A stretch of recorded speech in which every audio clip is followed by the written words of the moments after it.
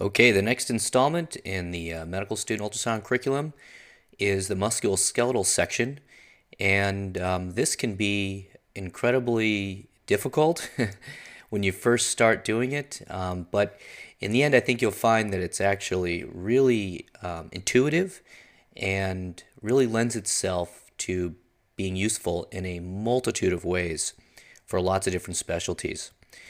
And it took me a while to kind of get comfortable with it. And I have to admit, there were a lot of people on the way that helped me with this.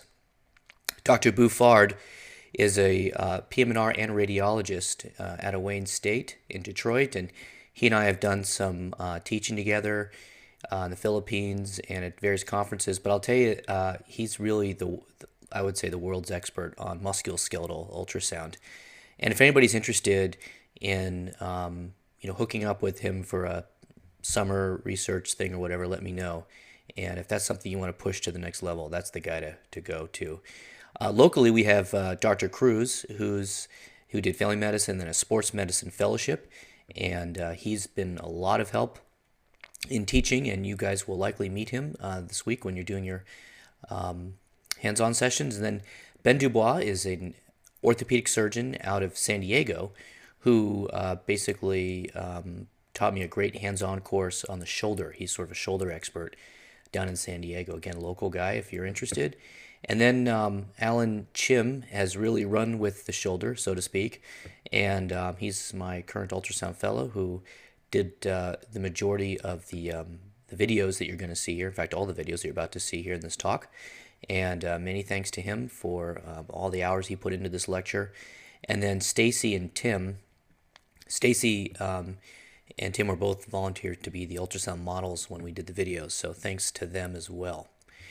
Now, we're going to talk about three areas: the shoulder, the knee, and the wrist, or the hand. And we're not going to go through any pathology. This is an anatomically based lecture. You got to get the anatomy down first before you start moving on to the good stuff.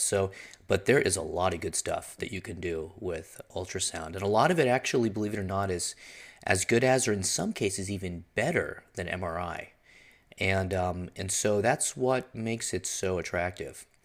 Now, you can see fractures, dislocations, or even subluxations, osteochondromatosis, bursitis, and all the various joints, particularly in the shoulder, rotator cuff tears, tendinosis, impingement, ruptures of the tendon, or partial ruptures or unstable tendons, paralabral cysts, you can see, adhesive capsulitis, and also ultrasound is really good for doing guidance, injections, and aspirations. Now in the knee, we can see tendinosis of the quadriceps muscle, tears of the tendon and the muscle. We can see a tear of the patellar tendon, patellar tendinitis, fluid collections in all the joints, but in particular, it's very common to see this in the knee. You can see the pannus and rheumatoid arthritis, patellar bursitis, tears of the MCL. We're going to spend some time on the MCL. It's very, very easy to see. And something called a Baker's cyst. And finally, in the wrist, all kinds of, again, joint effusions, synovitis, rheumatoid arthritis with bony erosions, and differentiating that from psoriatic arthritis, de Quervain's, tenosynovitis, tendon tears of the wrist and the fingers, carpal tunnel syndrome, gamekeeper's thumb, scaphoid fractures, and then ganglion cysts and other masses. Now, the transducers that you want to really focus on, particularly the ones that we have access to all over the place, so the linear transducer. Remember the linear probe, high frequency, best resolution. If I was stuck on a desert island and I can only bring one transducer with me, then this is the one I'd bring. The images are beautiful. Whenever I can get away with linear probe, I'll use it. Now there's also a hockey stick probe, which tend to have even higher frequencies, and there's an example of one down here. You can see how it's a little bit easier to manipulate in small areas, like the hand and the wrist and stuff like that. So we do have one of these in the emergency department, but it's not that common of a transducer. The linears are everywhere. And then sometimes you're so close to the thing that you want to see that you have to actually stand back a little bit in order to get the optimal focal point. And that's why we have these standoff pads. They're gelatinous pads that you can reuse. And if you don't have one of those, you can just dunk the part in a water bucket. I've done a lot of that with the hands and the feet over the years. But if it's something else around the shoulder maybe that's hard to dunk in a water bucket, you could use a standoff pad. Even take a glove, fill it up with ultrasound gel, and you have an immediate standoff pad. And for the most part, we're going to be in 2D mode, though some of the pathology will require power Dopplers to look for inflammation. Now, there's many benefits to using ultrasound. Obviously, we've talked about these before. I'll just brush through this. You can use it basically anywhere. And the major advantage it has over the other three imaging modalities, of course, is that it's real time. You're seeing tendons move in real time. You're seeing actual functionality of the structures. And that's a huge benefit with ultrasound. And in particular with musculoskeletal, sometimes there's a bit of a learning curve here, but you always have the other side to compare to when you're worried about something pathologic related. And so if you're not sure if you see a tendon tear or not, or it's a partial tendon tear, go look at the other side, assuming the patient hasn't had an amputation, and you should be able to compare it. And that's really helpful. Of course, there's no radiation exposure, and it's safe. Now, limitations are really making you comfortable, and that's why we integrate ultrasound into the 4 years of the medical school here, so that by the end of medical school, you feel like ultrasound is this natural extension of what you do. It's just sort of part and parcel. You feel confident behind it, and that requires experience because it can be quite operator dependent. And you can imagine, learning this like I did after residency required a lot, sort of more hours and work put into it versus if I had it trickled in over the course of medical school and residency, it would have been, much easier. I would have been much more confident right from the get-go. That being said, it's not that hard to learn, actually. It just requires a little bit of commitment. Now, let's get into this here. There's soft and hard tissue that we can see. Most of the tissue is soft. It extends from the skin line, seen up here, and down through the hypodermis, also called the subcutaneous tissue. And then there's this subcutaneous fascia seen here. That's that hyperechoic line. And then below that, we can see, muscle. And then finally, there's bone. And the bone is the hard tissue. It's very dense. It strongly reflects the sound. And thus, it creates a very hyperechoic cortex landmark here. Now, tendons are themselves should be readily identifiable on the ultrasound. Because tendons are so dense, they appear quite hyperechoic and certainly much more hyperechoic than muscle. They have a fibrillar pattern and they should be completely visualized as a musculotendinous unit. In some ways, it's a joint between the muscle and the tendon, that area where the muscle and the tendon joins together. Some people call that a joint. It's you can see that musculotendinous unit throughout its complete range of motion. Now, if a tendon defect is visualized during this dynamic evaluation, a tendon injury really should be suspected. And there's another concept called anisotropy that you see many times with tendons, and I'm going to try to explain it here. Now, anisotropy, it's basically tissues that exhibit ultrasound properties that differ according to the direction of the ultrasound imaging. In other words, with muscles and particularly tendons, depending on which angle you insonate them, they can display variable echogenicity. Now, as this video illustrates, the arrow, which I don't have, but this arrow here, this arrow points to the tendon as it's coming along here, and then suddenly there's this sort of drop off, right there, and so the tendon comes along, and then there's a drop off. Does that mean there's been a tendon rupture, or is this just false hypoechogenicity from an obliquely angled ultrasound beam? And that's exactly what happened here. As the tendon was trying to come across this bone here, the ultrasound hit it at a different angle. And then once we correct the angle, we can see the rest of that tendon again. So just be careful with that concept of anisotropy. False hypoechogenicity from an obliquely angled ultrasound beam. See it with tendons mostly. And here's a tendon taken through its range of motion here. As the joint gets ranged, we can see this tendon demonstrate a homogeneous and quite hyperechoic appearance. as it slides along its tissue plane. Now, muscle is hypoechoic, relatively speaking, and one can see the muscle itself with the overall it's hypoechoic, but we can see the hyperechoic striae seen here in this fibrillar pattern. So if you line up that linear transducer in the long axis of the muscle, you can see these linear fibrillar striae going across, and in between the different muscle bundles is a multi-pennant, it comes across in this multi-pennant fashion here. And so this is sort of one muscle bundle over here, and this is another muscle bundle down here. And, we can see some hyperechoic connective tissue here at the top of the screen. And so you're sort of differentiating these different tissue types as you go through musculoskeletal ultrasound. We flip that same transducer on that same muscle into the short axis view, and now that what was stretching out across the screen, that long fibrillar patterns, now look more punctate as opposed to the linear fibrillar pattern when you're in the short axis looking at muscle.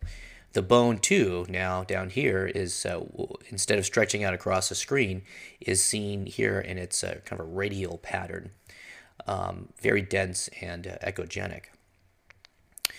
And it depends where you insonate the muscle. It will really change as you sort of fan down through its course. And so this is looking posteriorly in the back of the calf, and we can see the gastroc is very superficial and soleus is deep to it down here.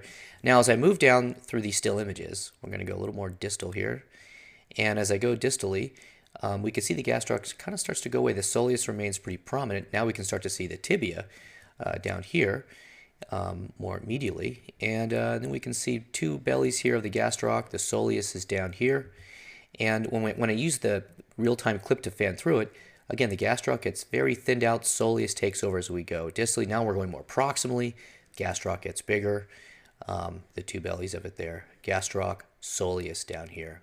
Really make out those two completely separate muscles here quite easily on ultrasound. Now, what about the joints? A lot of people call this the seagull sign. When you've got one bone coming up to another bone, you can see the sort of the soft bony ends coming together. See this? So this is actually the metacarpal bone here, and this is the proximal first phalanx right here. And where those two things come together, we can see this is that joint space in between the two. And then this phalanx goes along, and then there's another one out here. And so when we're making out these joint spaces, you're really, it's a potential space, and unless there's really fluid there, it's hard to see sometimes exactly where the bony ends start and stop. But it is an articular place where they come together, and we can see in this case their ends as they approach one another. In this case, this patient does not have any fluid in the joint space. If there was fluid there, it would be pretty obvious and anechoic. And because bones are so easy to see on ultrasound, fractures are very simple, actually. And I know I'm focusing on anatomy, not pathology, but I mean, you can really see these step-offs quite easily with fractures, actually. And the nice thing is you basically hand the transducer to the patient, say, put it where it hurts, and then you'll see the step-off. But this is what intact cortex looks like. We can see that hyperechoic line coming along here. We see this hyperechoic line here, joint space. We can see this hyperechoic line coming along here. And in these cases, either muscle or in this case tendon will be superior to the bone, or I should say superficial to the bone. And again, these fractures, these cortical fractures, super easy to see. I mean, boom, big step off. And a lot of times you'll get this hematoma formation in between the two bony ends. Here's a clavicle, boom, big step off. Other part of it's down here. Again, hematoma formation.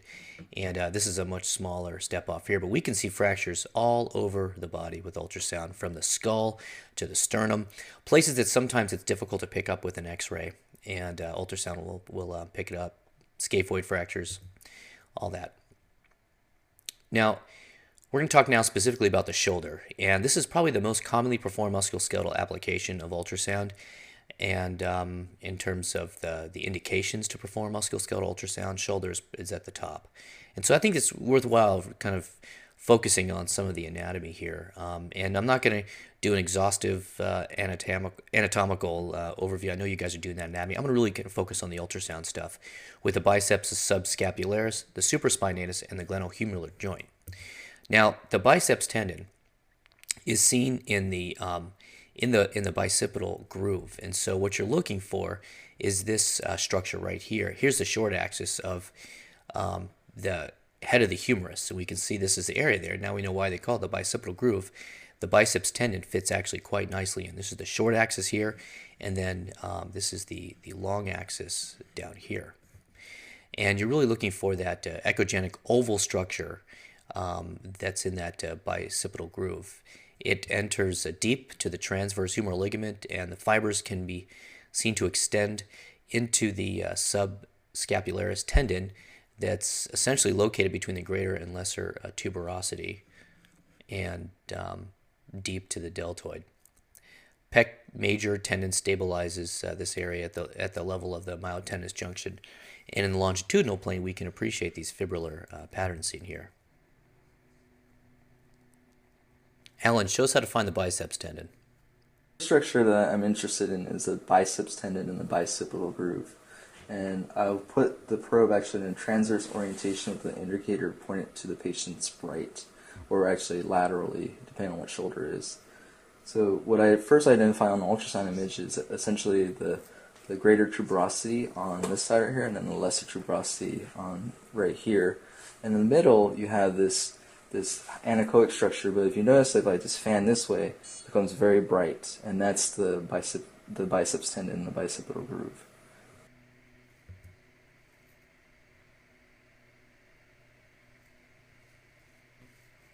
A long axis view of the biceps tendon. I'm going to start from the short axis and actually hold the probe and actually put a finger on the patient's skin so that I know that the probe isn't going to move anywhere. And I'm essentially just going to rotate 90 degrees with the indicator point towards the patient's head. And when I do this is actually a view of the biceps tendon on the long axis. I'm trying to get it right here. Here we are. So what I'm going to do is I'm just going to follow it down. So your biceps tendon should look very fibular, very linear, and a little hyperechoic as well. And essentially I'm going to go until I hit the pectoralis ligament, which is about right here. This is the pectoralis ligament right here.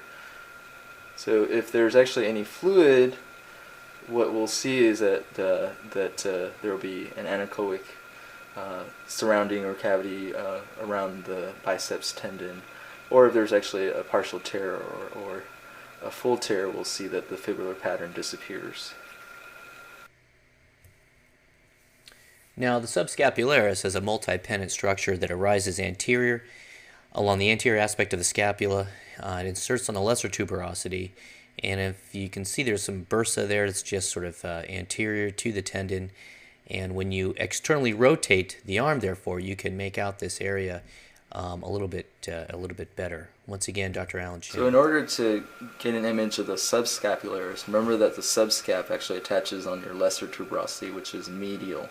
So when I actually identify the lesser tuberosity up here, I'm going to have the patient slowly externally rotate. And when the patient externally rotates, you get the actual subscap in the long axis view right here. And remember that my probe is actually still in the transverse orientation.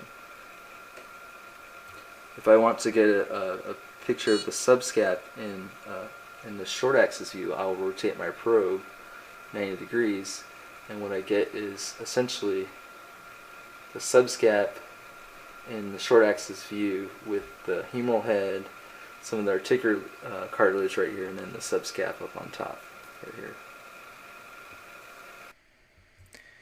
So that was kind of weird. It confuses me sometimes.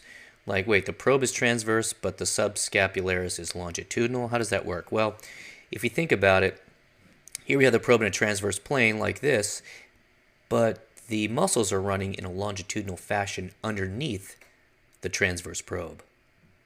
I'll say that again. The muscles are running in a longitudinal fashion underneath the transverse probe, which is why we see it in a longitudinal plane, the subscapularis that is, when the probe is placed along the body's transverse axis. And the opposite's true. So if the probe is in a longitudinal axis, well, we're going to see these, the contour of these dot-like formation here of that subscapularis when it's in its transverse plane. Now, what about the supraspinatus? Remember, that's the one that rides right up here on top of the scapula. So therefore, if you have the patient, internally rotate their arm and sort of flex forward, and you put the probe like right on top of it, then you're going to see this supraspinatus tendon coming across here in its longitudinal plane because it's running in this fashion here. And we'll have Dr. Allen explain it even better. So in order to get the supraspinatus tendon at its insertion point at the greater tuberosity of the humeral head, what I have to do is actually have to have the patient internally rotate and also essentially extend his shoulders so that the supraspinatus tendon drops into the anterior view. And this is what I see actually on ultrasound. Essentially the supraspinatus tendon attaches right here at the greater tuberosity, and this is also known as the critical zone because the vascular supply is not as good as at other points at the tendon insertion. So this is actually where you'll see a lot of pathology. And then in the transverse view of the supraspinatus tendon, basically you're looking for where it inserts on that anterior facet of the greater tuberosity. And the normal thickness of the structure is about 6 millimeters. And it's the same on both sides, whether it's the dominant side or the non-dominant side. Now, a lot of people say that this structure running across like this kind of looks like a bird's beak. I don't know if you can appreciate that or not. Sort of the way like a bird's beak would come across. I don't know, maybe a little bit. But we'll, when you break down the exact specific anatomy, you can see this here. This is the superficial area, then where the skin is, and then the subcutaneous fat, and finally we get down to that deltoid muscle. The superficial muscle that you see is the deltoid muscle. Then you get down a little bit deeper, we can actually make out this bursa. Really, this is a very thin hypoechoic sliver right here, and then deep to that is the supraspinatus tendon, that bird's beak structure. Deep to that is cartilage, and then bone seen right here with its characteristic shadowing. Alan's going to describe how to find the transverse. So from the long axis of the supraspinatus, all you have to do is just rotate the probe 90 degrees. So more perpendicular and point pretty much upwards towards the ceiling. And what you get is the supraspinatus in short axis view. You have the humeral head, you have the articular cartilage in between the supraspinatus and the humeral head, and you have the subacromial bursa that's right on top. Perfect. Okay. Now we're going to take the probe and put it on the back of the shoulder. And when we put it on the posterior shoulder, what we see here is quite well is this, the glenoid of the scapula, how it interacts with the humerus. We call that the glenohumeral joint.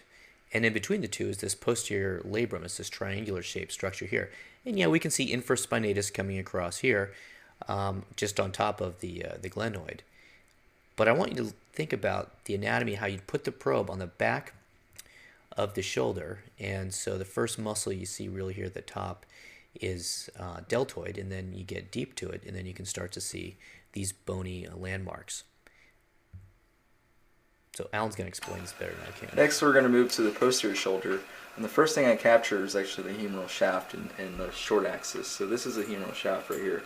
And what I'm going to do is I'm going to move the probe superiorly, also with the anterior point laterally, and what you'll see is that when you go to the humeral head, it becomes all knobbly. Once it becomes knobbly and large, you actually start going more medially, and once you go more medially, you actually capture the infraspinatus tendon insertion onto the greater tuberosity right here. And in order to demonstrate that, I'm going to have the patient actually externally rotate And you can see that infraspinae is actually contracting and then have the patient go back into neutral. And you can see that infraspinae is moving right there. Deep to the infraspinae, you actually have the humeral head and the glonon right here. And right here, this hyperechoic structure, which sometimes appears triangular, is the actual posterior labrum. Okay, well that wraps up all we're going to do with the shoulder. We're going to move now into the knee, and the quadriceps tendon is actually quite easy to see. You just sort of plop the probe down here on the anterior knee with the indicator superiorly, and we can see down here the quadricep muscle eventually turns into the tendon, and the tendon just inserts itself here on the patella. And there's this prefemoral fat that we can see on top of the femur here quite often. And here's Alan explaining it. So here I'm imaging the long axis or longitudinal view of the quadriceps tendon as it inserts onto your superior patella right here. This is the femur right here, and you can appreciate a stripe of anechoic fluid, which is the prepatellar fat right here. And when I actually have the patient flex her knee, you can see that that actually extends out the quadriceps tendon. So to be clear, this is the femur down here. He initially said this was the femur here. That's actually the tibia. Slight error I just noticed. So in the beginning of this video, and I'm sorry, and I just made a mistake too. This is not the tibia. This is actually what? The patella. Okay, so femur, patella, and this is that quadriceps tendon coming across here. It's easy to get mixed up. You can imagine how many takes we had when we did this originally. But I'm going to keep rolling. Now we're in the transverse plane. Transverse, it gets a little bit harder to see. This is the femur here, seen as transverse plane, and this is that quadriceps tendon seen here. And what we're doing is we're taking the probe and we're going more superiorly and then more distally, and that's basically what's happening in this video. So we eventually get into where the muscle is and it stops being tendon. And then we come back down to where the tendon is. The tendon's got that fibrillar pattern to it. When it's in the short axis, it looks sort of punctate.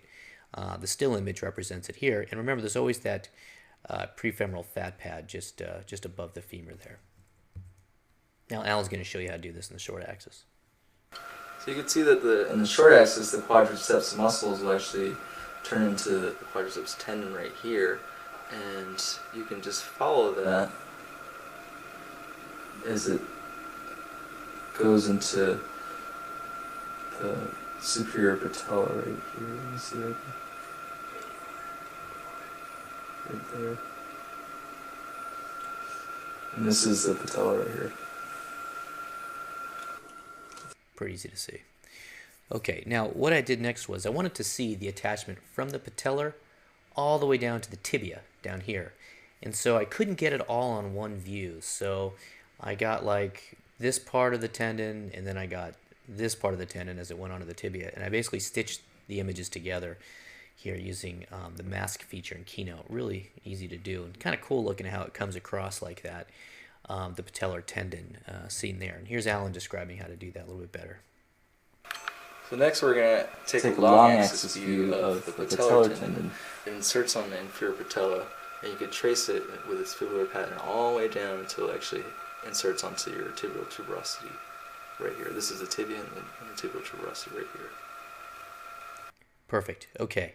Now let's take the probe from that sort of anterior approach, and now let's move it medially to get a coronal approach. When we come from the side of the body, it's coronal. And so we're going to move it into the coronal view from the medial aspect of the knee.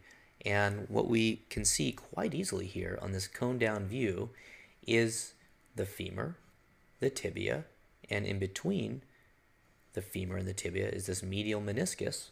Quite easy to see on ultrasound.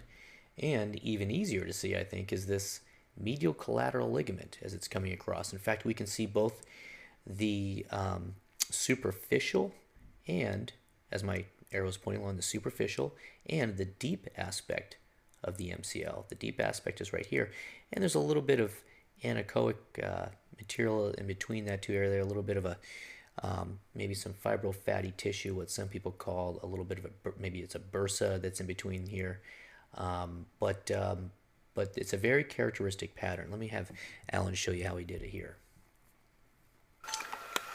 So now imaging the medial knee, and what I see is the superficial and deep fibers of the medial collateral ligament, and just deep to that is the medial meniscus.